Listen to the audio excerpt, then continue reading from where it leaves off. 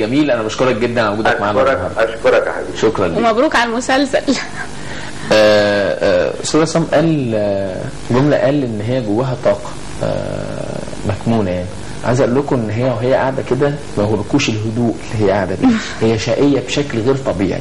ويا جامايكا يعني اوكي صح؟ اسرار كده بنطلعها على خفيف يعني حاجه.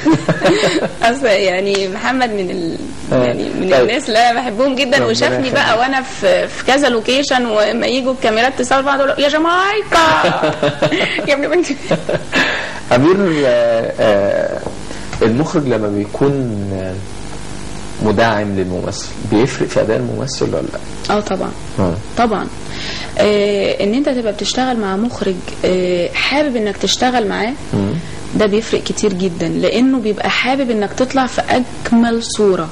انت فاهمني ازاي؟ عاوز يطلع كل اللي جواك، وخصوصا ان انت ساعات تشتغل مع مخرج يبقى يعني بيحطك زي ما انت كويس. ما بيطلعش منك حاجه جديده كويس. وفي مخرج بيبقى حابب او شايف او لامس فيك ان من جواك في عندك طاقه، في مخزون، في زي ما بالظبط يروح جايبك تعمل شخصيه عكسك تماما. تمام. في ناس ممكن ما تثقش في ده، فيقول لك لا اصل هو معروف ان هو بيعمل الادوار مش عارفه ايه، فتلاقي مخرج مؤمن بيك يروح جايبك حطك في حاجه تانية خالص ويساعدك فيها، فده بالعكس بيساعد الفنان طبعا. جميل. شط اسكندريه، دموع القمر، دموع في حضن الجبل، اعتقد ان لازم يبقى فيه موقف ما يتنسيش في مسلسل من المسلسلات الثلاثه. الموقف اللي النهارده هتبوحي بيه. موقف ما يتنسيش. بص، هو شط اسكندريه. لان شط اسكندريه فيه مشهدين ماستر سين، مشهد القتل بتاعي، مش عايزه احرق الاحداث بس عشان ده لسه جاي، والمشهد اللي انا اتكلمت عنه، اللي بقول فيه قصتي وبحكيها الفنانه الجميله وفاء. انا جالي حاله لدرجه ان انا اتخضيت. اولا انا عملت توحد مع الشخصيه، كنت بقول لك انا مرعوبه من المشهد ده، فعماله مركزه.